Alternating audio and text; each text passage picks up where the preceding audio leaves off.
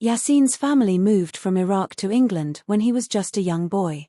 Yasin did not want to leave his home in Samarra, but his father said that it was best for the family because it was not safe to live there anymore, and he wanted his son to grow up in a country that was accepting of all people. Yasin's father told his son that England was a multicultural country where people lived and worked together regardless of race or religious beliefs. Although Yasin was not happy about leaving Iraq, he soon settled into his new life in a big city called London. London was very exciting with its tall buildings and museums, and Yasin especially liked the London Planetarium and the big River Thames with all of its old bridges. Yasin even made friends with a boy who lived next door, called Andrew.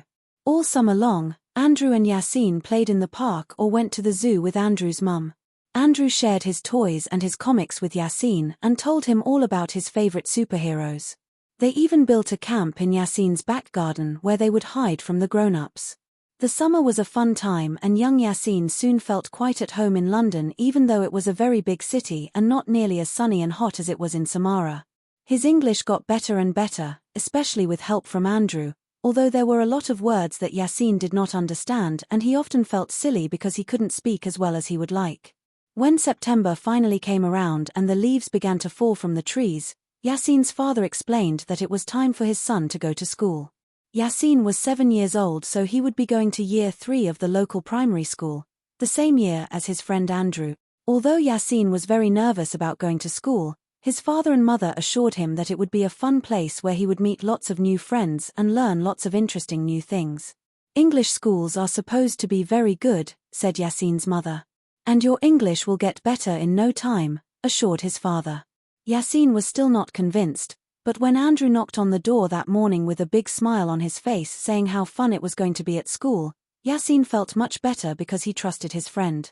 The two boys chatted all the way to the school gates. Andrew told Yasin about the playground and who was the best teacher and what boys were the most fun and what girls were pretty and how they often served custard for pudding at lunchtimes. Yasin did not know what custard was, but Andrew looked very excited about it, so Yasin thought it must taste very good. But when the boys got to their class, things did not go how Yasin imagined they would. The teacher told Andrew to take a seat at the front of the class as she introduced Yasin to the rest of the children. He did not like standing up in front of the class, and one boy shouted that he was a smelly foreigner. The boys and girls all laughed, and then another boy made fun of Yasin's accent when he was asked to say his name and where he came from. "I can't understand him, miss. He can't even speak English," said the nasty boy. Finally, Yasin was allowed to take a seat at the back of the class, but he wished that he was sitting next to Andrew as he felt very alone. The girl sitting beside him kept looking at him in a strange way that made Yasin uncomfortable, and during the lesson she put her hand up and asked the teacher if she could move places. Yasin did not understand what he had done to offend the girl. When the bell went, it was time to go out into the playground. All the children closed their books, put on their coats and headed out of the door into the bright autumn sunshine. The teacher kept Yasin back for a moment and gave him a badge with his name on which she pinned to his jumper. "There you go," she said with a smile. "Now all of the children will be able to learn your name." Yasin thought that the badge looked silly, and when he went out into the playground all of the children began pointing and laughing. "You've got a girl's name," said a small boy with blonde curly hair. Yasin wanted to explain that it was not a girl's name, but he was too nervous. When Yasin got nervous, his English was not very good and the words always got stuck in his throat. He was very sad and wanted to run out of the playground back to his mother and father and never return to school again. But just as he was about to run, he heard a familiar voice. "Hi, Yasin." And when he looked up, there was Andrew standing right beside him. Andrew looked at the children gathered around and shook his head.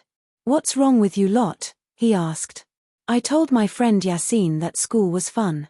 Why are you ruining it for him?" "He's different," said a very tall girl who was standing at the front of the crowd. "So are you," said Andrew. "You are the tallest girl in the whole school and you don't like it when people make fun of you, do you?"